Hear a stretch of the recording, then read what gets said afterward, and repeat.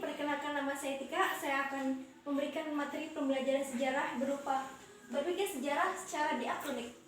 Yang pertama, saya akan membahas tentang pengertian diakronik.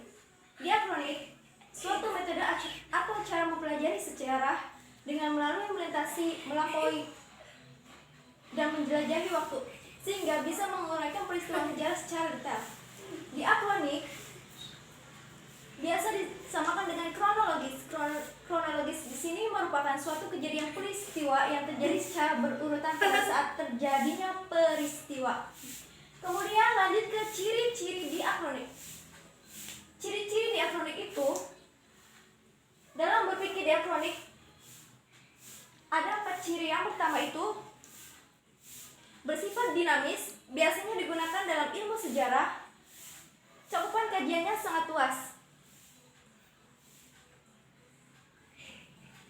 Kemudian, umumnya kajiannya bersifat historis atau sejarah.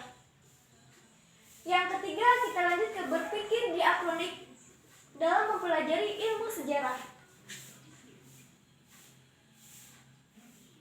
Sejarah itu diakronik, maksudnya memanjang dalam waktu. Konsep berpikir diakronik dalam mempelajari sejarah memandang kejadian dalam masyarakat sebagai suatu yang bergerak, yang memiliki sebab dan akibat. Kemudian, mempelajari kejadian dalam masyarakat secara memanjang dan memiliki dimensi waktu. Dan yang terakhir,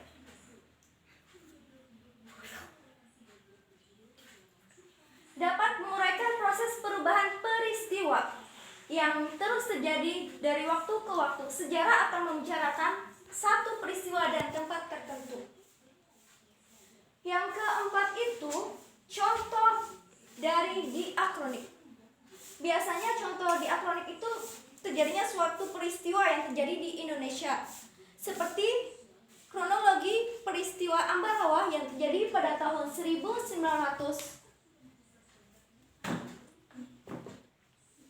yang terjadi pada tanggal 15 Oktober dan berakhir pada tanggal 20 Desember tahun 1945.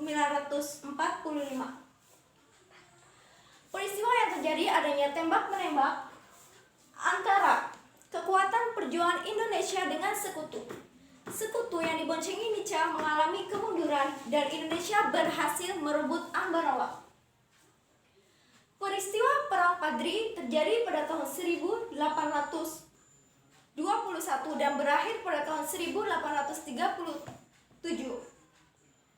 Terjadi Perang Padri yang dipimpin oleh Tuanku Imam Bonjol dengan kaum adat. Belanda menyuruh tentaranya untuk menggempur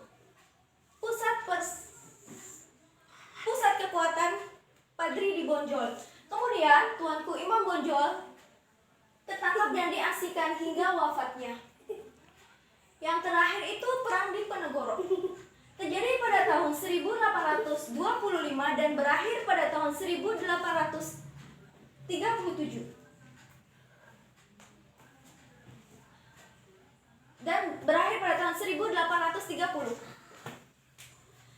Penangkapan Pangeran Diponegoro